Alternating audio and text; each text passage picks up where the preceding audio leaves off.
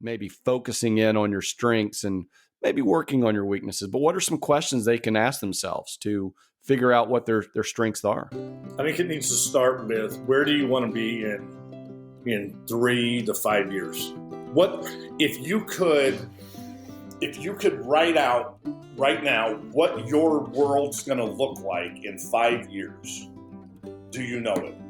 What would you like it to look? It's a dream. Doesn't have to be real. But in a perfect world, if everything you wanted happened, what would that look like? Whether it's business, financial, family, spiritual, community, you have to have balance in that. But what does it look like?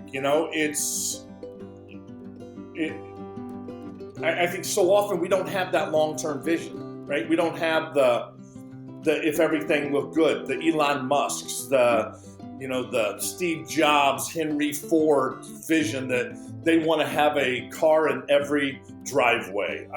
That's the Henry Ford. And Elon Musk, he wants to have batteries to power cities. Man, that's the big vision. And I think you need to sit down and you need to turn off your phone, turn off your iPad, just close your computer, turn your TV off, turn off your desktop computer. All your electronics got to go away.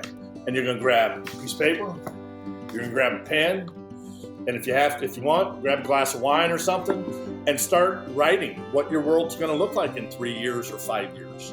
It doesn't mean it's going to happen, but what does it look like? Because if you don't have that long-term vision, right? Stephen Covey said in 7 Habits of Highly Effective People is they begin with the end in mind. Okay, what does that end look like? I think we spend so much time, and not just as leaders, but everybody, we live day to day. It's in the car business, we live in 30-day bubbles. We just care about this month, and then we just live month to month, and we just pull numbers out of the blue sky, but we don't have that big long.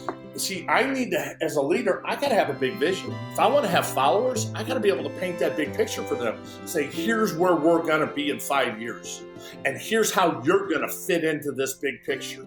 And that's when people will, they will run through that brick wall for you. But what is your purpose? What is your why? And I think whether you're great at training, whether you're great at coaching, I don't care what it is, that's where it starts. And 100% of us have to start there. And it's a living document. And remember, when you're doing vision, I think the hardest part of writing out a vision, I know the hardest part, is dreaming big, especially the older we get. What Zig Ziglar said, that by the time we're 18, we've been told no 140,000 times. It's hardening of the attitudes, right? When we think about your kids, when you ask them what they want for Christmas, if they still believe in Santa, what do they tell you? Little kids. Man, you give them a piece of paper, here you go, write everything down you want. And they'll be filling this pad of paper up, and then they'll come back and say, you got more paper.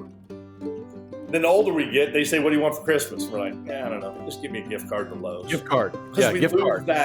We lose the creativity. I think the creativity gets crushed out of us over the years. Because how often are we told no? It happens. So I want you to start dreaming. Yeah. Think big. Think big.